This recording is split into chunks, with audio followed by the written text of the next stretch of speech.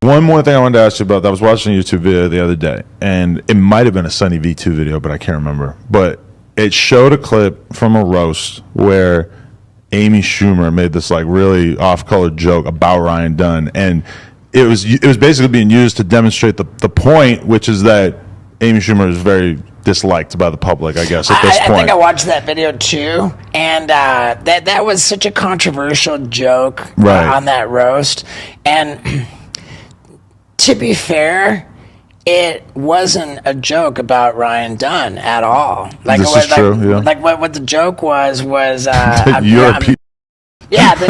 joke was, hey, I'm sorry that you lost your friend. There was nothing inappropriate about that, you know? And, you know, like, I was thinking with, like, everyone else, man, why did it have to be Ryan Dunn? Why couldn't it have been Steve-O, you know? Right. So the joke was, like, Steve-O, I wish you were, everyone wishes, I mean, I don't know, like, that's not, what made it so controversial was that, like, my facial expression was just like, yeah. And I think in that video, because we're used to seeing you laugh at everything, right? And in that video, it was like Steve-O's always smiling, right. You know. Now, like, you know, I don't know. I think it's whatever. I don't hold any grudge over that. And what's the tragedy of it was that at that time, way back then, I let myself get sucked into like all of the negativity that was aimed at Amy Schumer around really? it. Okay. And I even like off in some interview I had to say about it, and it was it wasn't cool, and I ended up reaching out to Amy Schumer to acknowledge that. You know, to just try to, you know, to clear that away. And I had a great conversation with Amy Schumer about it.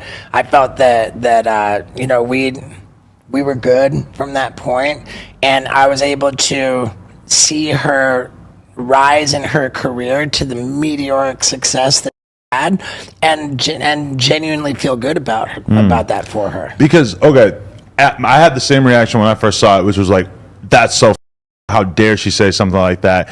And then I started to double back my mind, and I'm like, if this was Dave Chappelle making the same joke, for sure, how would I feel? And you know what, Jeffrey Ross on that same post had a very similar joke. Really? He said, and it was a really good one too. He said, you know, hey, like in all seriousness, the Jack family has suffered a real tragedy lately. We wanted to say our hearts go out to them. You know, they've suffered this terrible tragedy. Steve-O has gotten into comedy. That's funny. Yeah, I mean, the super similar joke is just that one was just a better joke. Right. That's funny. Yeah. Yeah. Nobody was mad at him. And so yeah, I don't know. It's all good, dude. Yeah, just because I mean, you don't want to be the person who's picking out and being selective with their outrage in terms of comedy of all things. You want to give everybody the same fair playing field, and if somebody really does something that's out of bounds, you want to be consistent with your judgment about that, right? You know, I just saw like some. Like TikTok or something. It's a story in the news cycle right now about how Metallica was featured on the show Stranger Things. Right.